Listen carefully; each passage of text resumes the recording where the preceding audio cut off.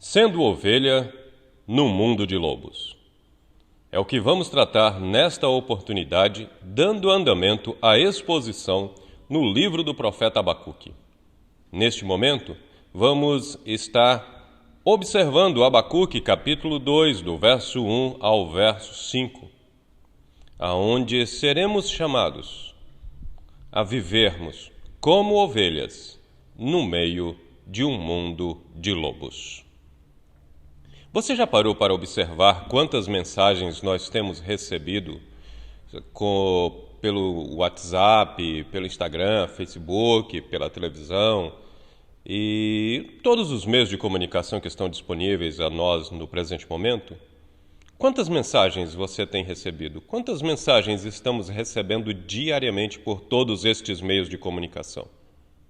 Muitas. Mas uma coisa, não sei se você está percebendo,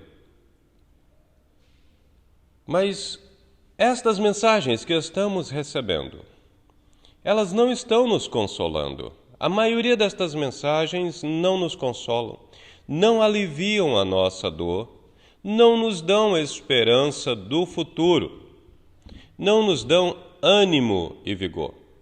Algumas delas, quando nós as vemos ou lemos, e começamos a dar crédito a elas, mas de repente, quando as examinamos com mais propriedade, descobrimos que são fake news. São mensagens mentirosas, sem fundamento, criadas nos teclados de pessoas sem compromisso com a verdade, sem interesse no bem da humanidade. Assim tem sido a qualidade da grande maioria das mensagens que nós estamos recebendo por meio dos meios de comunicação. Não produzem esperança, não nos consolam, não nos dão ânimo acerca do futuro e não nos estimulam a viver. Que triste modo de viver estamos passando. Que triste situação estamos vivendo. O que fazer diante desta situação? O que fazer neste momento? O profeta Abacuque estava passando por um momento semelhante. Ele olhava para a circunstância ao seu redor, olhava para as ações das pessoas, os acontecimentos que se desenvolviam, as ações dos governantes, dos juízes, dos sacerdotes, e via impiedade, injustiça, inverdade. Não havia ética, não havia compromisso, não havia fidelidade, não havia lealdade. Corrupção e ganhos ilícitos era o que estava ao seu redor. O profeta se põe então a orar e apresentar toda a sua queixa diante de Deus. E ele apresenta e fala e ora insistentemente por várias vezes. Não sabemos quantas. E ele diz diante de Deus: Deus, por que tu estás parado? Por que estás calado? Por que estás inativo? E após insistência em oração desta natureza, Deus vem ao encontro do profeta e diz o que ele vai fazer. E diz o que ele está fazendo, a providência que ele está tomando e que será executada nos dias ainda do profeta, em dias que não demorarão. Ele está levantando um povo poderoso que virá com mão forte, com violência, virá rápido, virá com agressividade e produzirá a disciplina de Deus sobre todos estes infiéis e impenitentes, os quais Abacuque está vendo. A questão é que o meio pelo qual Deus ia usar para disciplinar os impenitentes, infiéis que estavam ao redor de Abacuque, o testemunho de vida deles é que eles são piores do que aqueles pelos quais Abacuque está orando, clamando por justiça. Abacuque, ao ouvir essa resposta da parte de Deus, aquele que já estava inquieto com a inatividade de Deus, segundo os seus olhos, agora fica apavorado com o que Deus está dizendo que ele vai realizar.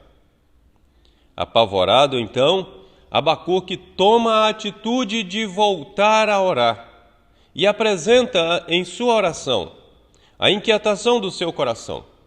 E a principal questão que não se encaixa na sua mente e na sua alma: como pode um Deus santo, que não pode ver o mal, usar o ímpio para promover disciplina sobre o seu povo? Como pode um Deus santo, que não pode ver o mal, usar esse meio injusto aos olhos dele, do profeta, para promover justiça? O profeta está em conflito, o profeta está muito mais aflito, e ele vai em oração diante de Deus, que o que nós encontramos nos versículos finais do capítulo 1. Agora, no capítulo 2, nós vamos, então, encontrar a continuidade das ações do profeta. O capítulo 1 encerra com o profeta orando. O capítulo 2 inicia, então, o profeta declarando as atitudes as quais ele irá fazer.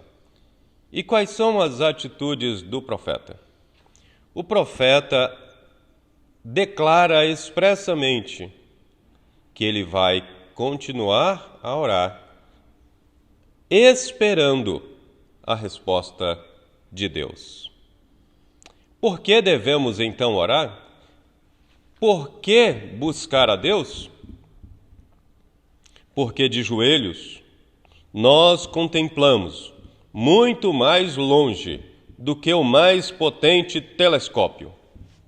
Porque de joelhos nós contemplamos muito mais próximo do que o melhor microscópio as situações, as circunstâncias e as ações de Deus. Por isso devemos orar, por isso devemos buscar a Deus em oração. Esta deve ser a nossa atitude, e esta é a atitude, então, do profeta. Nos 5 versículos que nós vamos examinar nesta oportunidade, nós encontraremos um servo de Deus esperando a resposta de Deus para as suas orações. Na sequência, encontraremos Deus vindo responder ao profeta e anunciando uma visão urgente para ser registrada e divulgada para todas as pessoas. E a terceira parte, Deus estará demonstrando, na visão que vai dar ao profeta, a diferença, o contraste entre o soberbo e o justo. Assim, o que nós vamos encontrar nesta porção é isto: um profeta esperando a resposta de Deus em oração, Deus respondendo a sua oração, e o profeta entendendo da parte de Deus o contraste entre a vida do ímpio e do justo, do soberbo e do que teme a Deus. Leiamos então Abacuque, capítulo 2, do verso 1 ao verso 5. Diz assim a palavra do Senhor: Pôr-me-ei na minha torre de vigia, colocar-me-ei sobre a fortaleza e vigiarei para ver o que Deus me dirá e que resposta eu terei à minha queixa. O Senhor me respondeu e disse: Escreve a visão, grava-a sobre tábuas, para que a possa ler até quem passa correndo, porque a visão ainda está para cumprir-se no tempo determinado, mas se apressa para o fim e não falhará. Se tardar, espera-o, porque certamente virá, não tardará. Eis o soberbo, sua alma não é reta nele, mas o justo viverá pela sua fé. Assim como o vinho é enganoso, tampouco permanece o arrogante, cuja boca se escancara como o sepulcro e é como a morte, que não se farta. Ele ajunta para si todas as nações e congrega todos os povos. Veremos então, no versículo 1, um servo que espera a resposta de Deus. A atitude do profeta neste versículo é o quê? Por-me-ei numa torre de vigia. Vou me colocar num ponto de observação, vou me afastar, vou me elevar, vou buscar mais a Deus. Ele já tem orado, ele já tem buscado ao Senhor, ele tem clamado ao Deus vivo. E ele sabe que ele vai encontrar resposta. E aqui nós temos uma grande lição para nós. Quando nós buscamos a Deus, podemos estar seguros de que Deus ouve a nossa oração. Deus ouve as nossas súplicas. Todo aquele que busca, encontra. Todo aquele que pede, recebe. Todo aquele que bate, a porta será aberta. Esta é a certeza que vem das Sagradas Escrituras.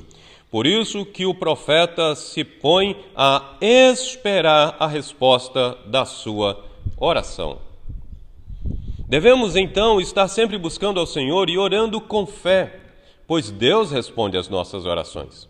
Deus responde às nossas orações e as respostas que podem vir às nossas orações são sim, ou pode ser não, ou pode ser espere. Para o profeta Abacuque, veio a resposta: sim, eu vou tomar providência. Sim, vou julgar todo o pecado. Mas espere. Tem o tempo determinado? A resposta veio. Deus responde às nossas orações. E esta segurança nós temos, que se pedirmos alguma coisa segundo a sua vontade, Ele nos ouve. E isto nos dá segurança, isto nos dá certeza, e ela não vem somente nos nossos dias, essa certeza sempre esteve com o povo de Deus. Todos aqueles que conhecem o Deus vivo sabem que pode procurar a Deus. Devemos orar, falar com Deus. Falar com Deus é um diálogo, não é um monólogo, e é por isso que o profeta, depois de falar, apresentar a sua queixa a Deus, ele espera a resposta de Deus. A oração é um diálogo com Deus, e um diálogo é a comunicação entre duas pessoas. Deus fala conosco, Deus nos instrui, Deus não nos abandonou, Deus não está distante de nós. E é por isso que ele se põe a esperar e aguardar qual é a resposta que terá da sua queixa. Você tem orado perseverantemente? Você tem buscado ao Senhor de coração? Tem buscado ao Senhor com fé? Depois das suas orações, você tem se posto a esperar no Senhor, a confiar nele? Nós temos a tendência de cada dia orar por uma coisa, orar de forma diferente. Quando então saberemos que Deus está respondendo às nossas orações? Se nós não temos propósitos fixos nas nossas vidas, não temos causas pelas quais orar, como saber que Deus está respondendo às nossas orações? Como entender que os acontecimentos ou as resoluções, as ações e as circunstâncias são resposta das nossas orações? Assim, precisamos nos dispor a orar conforme a vontade de Deus, buscando a vontade de Deus, apresentando as nossas queixas a Deus, expondo os nossos corações ao Senhor, para que assim estejamos entendendo e percebendo as respostas das nossas orações, vindas da parte do Senhor. O profeta, então, aguardando a resposta do Senhor, nos versículos 2 e 3, o Senhor responde à sua oração. E nós encontramos isso no versículo 2. O versículo 2 faz menção de Deus a vir e responder ao profeta. Ele me respondeu. Queridos, o Senhor nos responde. O Senhor nos atende. Ele vem ao nosso encontro. E é interessante que o Senhor vem ao encontro do profeta e diz: escreve a visão. Eu tenho uma visão para você. E você, a atitude que você deve fazer? Escreve a visão. Escreve a visão claramente. Escreve a visão e a põe em tábuas e põe estas tábuas em lugares visíveis para que todos possam ler. Providencie para que esteja ao alcance de todas as pessoas. A visão é certa, ela é verdadeira, ela acontecerá. Se porventura você achar que está tardando, espere, porque assim acontecerá. A visão é certa, não é fake news. A visão, a declaração, o que eu vou lhe dizer é verdadeiro. É importante nós observarmos a maneira como Deus fala e o que Deus fala ao profeta Abacuque. Deus então dá uma visão que é para todas as pessoas, não somente daquele momento, mas de momentos posteriores. Essa visão era para ser registrada com palavras que todos pudessem ler, entender e tomar conhecimento.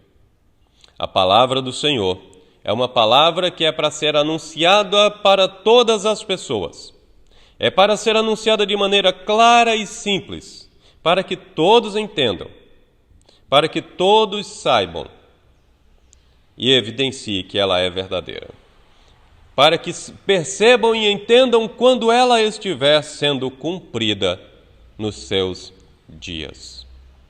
Se ainda não está se cumprindo, devemos esperar. Talvez você seja uma das pessoas que, ao ler esse texto, esteja fazendo a seguinte oração: ó Deus, vem e responde às minhas orações conforme o Senhor respondeu ao profeta Abacuque. Vem e responde às minhas queixas, responde às minhas orações em visões. Quero lhe orientar acerca desse tipo de oração que talvez você esteja fazendo. Por quê? O autor aos Hebreus, no capítulo 1, ele diz que, havendo Deus falado de diversas maneiras e diversas formas aos nossos pais pelos profetas, nestes últimos tempos nos falou plenamente no Filho. Esta forma de Deus responder orações, conforme nós encontramos no livro do profeta Abacuque, ela acontece porque Jesus Cristo ainda não havia vindo. Este era o meio, conforme o autor aos Hebreus especifica, de Deus revelar a sua vontade para o seu povo. Agora que Cristo veio, nós temos toda a vontade de Deus revelada, e ela está registrada de maneira clara, e ela está disponível para que todos leiam, mesmo que estejam correndo. E ela está ao nosso alcance. Assim, se você quer a resposta das suas orações, se você quer saber como Deus responde às suas orações e quais são as respostas para as suas orações, comece a apresentá-las conforme o que está na Escritura e comece a buscar a resposta das suas orações pelo que está escrito na Escritura. Ela é a resposta das nossas orações. Ela tem as respostas das nossas orações. Assim, o Senhor vem, fala com Abacuque, mostra a Abacuque qual é o seu propósito para Abacuque. Ao falar da visão, Deus também está dando uma missão ao profeta. Até então, o profeta tem sido aquele que ora, que intercede, que clama. A partir de agora, Deus está dizendo: seja aquele que proclama, seja aquele que anuncia, seja aquele que testifica. É interessante também que o meio qual Deus manda Abacuque fazer é escrever a visão em tábuas e colocar disponível para que todos vejam. As pessoas que chegassem, que saíssem da cidade, as pessoas que estivessem pelo caminho. Deus está mandando Abacuque usar os meios disponíveis para tornar clara e conhecida a sua palavra. Aqui também nos é pertinente a aplicação de usarmos todos os meios e os recursos para anunciarmos de forma clara e simples e direta a visão que o Senhor nos tem dado, a qual está na sua palavra. Cumprirmos a missão que o Senhor nos tem dado, anunciar a visão que está registrada nas Escrituras. Não podemos nos omitir, não podemos nos esquivar desta responsabilidade. Estamos em um momento crítico na nossa sociedade, mas não é por isso que vamos deixar de falar, de anunciar, de testificar de maneira simples, usando todos os recursos para dizer a mensagem que Deus nos tem dado. Devemos então nos empenhar neste propósito. Após então dizer que ele tem uma visão e uma missão para o profeta, Deus vai falar ao coração do profeta e vai mostrar ao profeta a distinção entre o ímpio e o justo, entre o soberbo e o que teme a Deus. Nos versículos 4 e 5, nós encontramos este quadro diante de nós. O Senhor diz as seguintes palavras: Eis o soberbo, sua alma não é reta nele. O Senhor está chamando o profeta para olhar. Olhe para o soberbo. Quais são as características do soberbo? Deus vai então especificar o soberbo. Deus vai dizer primeiro que o soberbo, ele tem uma alma que não é reta nele. As Escrituras nos advertem que Deus abomina o soberbo. A alma do soberbo é desagradável. Deus resiste ao soberbo, mas dá graça aos humildes. Os soberbos, ele os conhece de longe. Eles não têm alma reta diante deles. Este é o proceder do soberbo.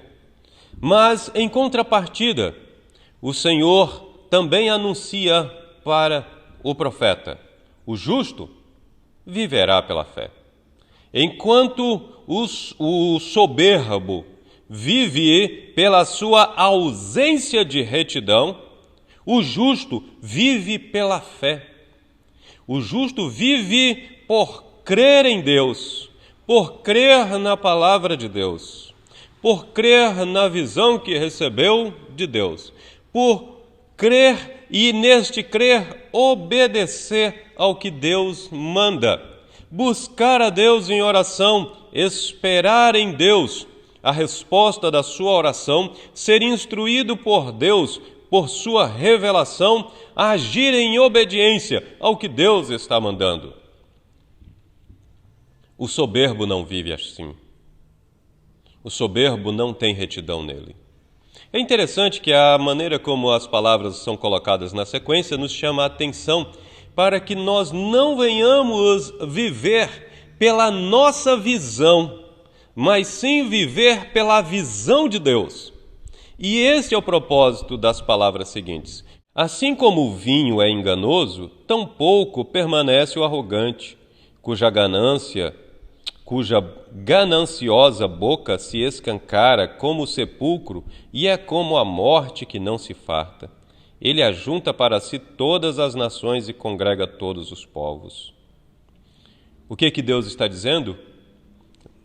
Que este soberbo, que não tem uma alma reta, ele não vai permanecer. Por isso o contraste: o justo viverá pela fé. O justo viverá, mas o soberbo não viverá. É isso que Deus está dizendo.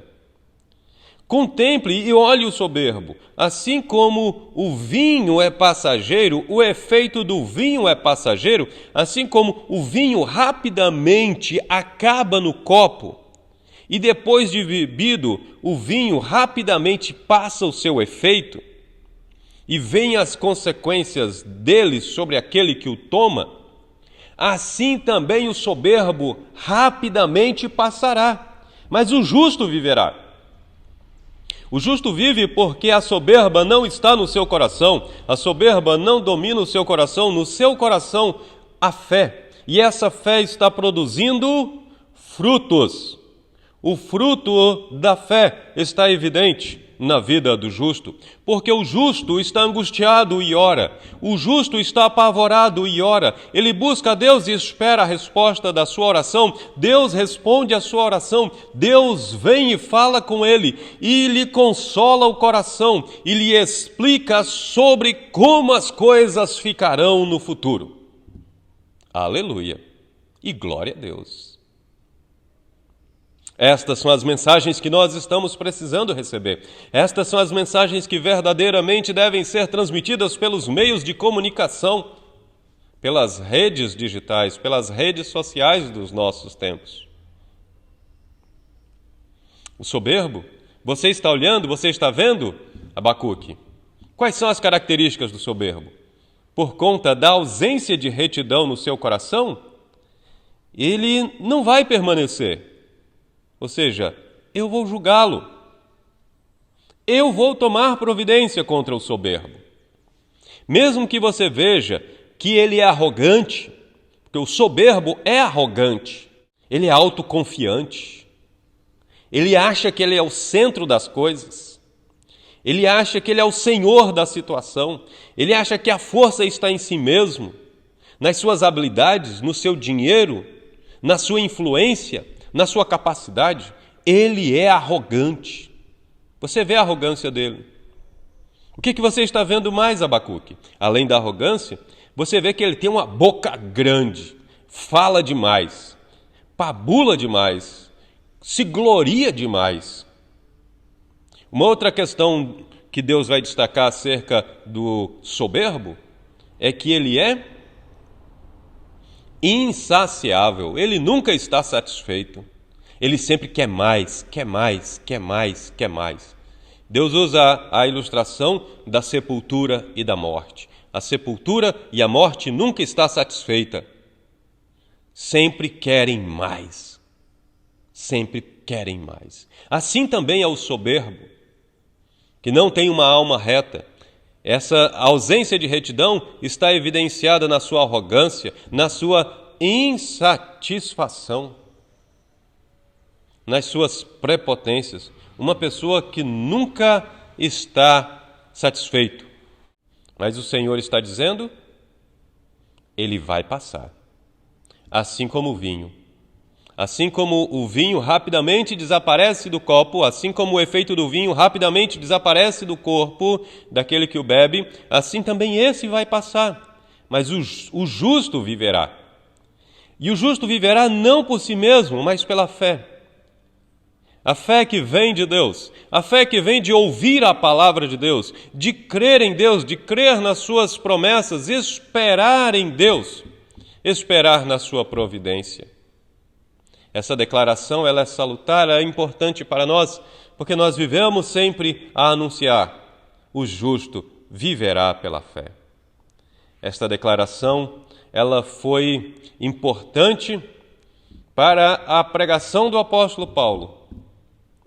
Essa pregação ela foi importante para o desenvolvimento da reforma protestante, através de Martinho Lutero no início do século XVI. Esta declaração continua sendo relevante e importante nos nossos dias, e ela precisa ser anunciada para todas as pessoas, de maneira clara, para que todos ouçam, para que todos vejam e entendam esta visão. O justo vive pela fé. Pois a Escritura também muito bem diz em Hebreus 11 que sem fé é impossível agradar a Deus. A fé não vem de nós, é dom de Deus. Não vem de obras para que ninguém se glorie, porque essa fé maravilhosa que o Senhor nos concede, ela é concedida por meio da exposição da palavra. A fé vem pelo ouvir da palavra. Que o ouvir da palavra vem a fé mediante a pregação das Sagradas Escrituras. A beleza de tudo isso é que esta fé, ela é concedida pela exposição da palavra, o anúncio desta maravilhosa visão, esta revelação que nos veio, que está registrada e escrita para que todos vejam. Não somente isto, mas esta maravilhosa palavra que nos concede a fé, ela também alimenta esta fé, aperfeiçoa a fé, amadurece a fé, desenvolve a fé em nossas vidas. Eis a diferença entre o soberbo e o justo. O soberbo vai desaparecer logo, vai perecer, mas o justo vai permanecer a viver. O justo vive e viverá pela fé. Essa fé que lhe foi dada jamais lhe será tirada. As promessas do Senhor serão cumpridas, sua vontade será realizada. Assim, podemos caminhar então para algumas aplicações para as nossas vidas. Que aplicações? Quero destacar 3. Uma, a certeza de que Deus ouve as nossas orações. Deus ouve e responde às nossas orações. Deus está atento às nossas orações. Uma outra aplicação, a certeza da consolação que vem da parte do Senhor. O Senhor consola os nossos corações. Quando o Senhor vem de encontro ao coração de Abacuque, trazendo-lhe a visão, o propósito é consolar o seu coração e mostrar que há diferença entre o soberbo e o justo. E o soberbo não existirá, mas o justo viverá pela fé. Uma outra aplicação que vem desta porção que estamos vendo, a certeza do julgamento de Deus sobre todo o mal, toda a iniquidade e todo aquele que pratica a iniquidade. Deus julgará. Assim como ele estava vindo julgar a Israel, o povo de Judá nesse momento, por meio dos caldeus, ele também iria julgar os caldeus e julgar os caldeus cabalmente, de forma que não ficaria nada sem ser julgado. Quero concluir então dizendo: se você quer algo para consolar o seu coração, se você quer algo para animá-lo a continuar vivendo, se você quer algo para lhe dar esperança do futuro, se você anda à procura de mensagens que lhe dê a certeza de que toda essa impiedade e injustiça será julgada, então é a Deus que você deve buscar, e mediante a sua palavra. É a Cristo que você deve buscar, conforme o que está registrado nas Sagradas Escrituras. É nele que você deve crer, e é por ele que você deve esperar. No tempo dele e no tempo certo, a providência ele fará. O consolo que precisamos não está nas fake news dos meios de comunicação, nem nas fake news das correntes ideológicas que predominam na nossa nação. Elas também chegam de forma clara, rápida e direta. Mas elas foram forjadas em teclados, movidas por corações soberbos, interessados em si mesmo. Por isso que elas não trazem esperança, consolo, não dão ânimo, nem falam a verdade. A palavra de Deus é verdadeira. Não foi forjada no coração de homens. Ela veio do céu. E porque ela veio do céu, ela leva os pecadores que creem nela também para o céu.